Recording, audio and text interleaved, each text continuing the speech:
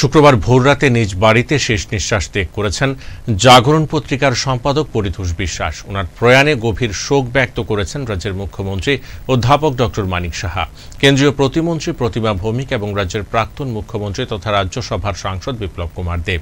শুক্রবার প্রয়াত পরিতোষ বিশ্বাসের বাড়িতে যান মন্ত্রী রতনলাল নাথ, আগরতলা পৌর নিগমের মেয়র দীপক মজুমদার, তথ্য সংস্কৃতি দপ্তরের অধিকর্তা সহ অন্যান্যরা।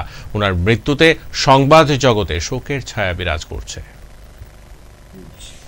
উনি পরিতোষ বিশ্বাস জাগরণ পত্রিকার এডিটর, ওনার এবং বিশিষ্ট সাংবাদিক, প্রবীণতম সাংবাদিক। এবং এই পত্রিকাটা শুরুতে আমি যতটুকু জানি, অন্যরা থাকতে পারে, জাগরণ এবং গণরাজ এই দুটা পত্রিকা আমাদের রাজ্যের সবচেয়ে প্রাচীন বলে আমি জানি। এবং এই পত্রিকার এডিটর আজকে প্রয়াত হয়েছেন।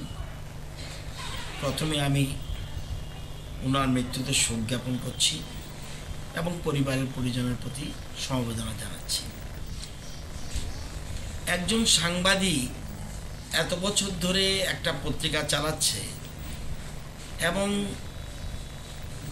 কোনো দিন এই পত্রিকা, আমি জানি না, আমার যতদিন চোখে পড়েছে, কোনো দিন এই পত্রিকার ওনার কলম দিয়ে কারো বিরুদ্ধে উনি ব্যক্তি আক্রমণ করেন, নিউজ হিসাবে দেখে।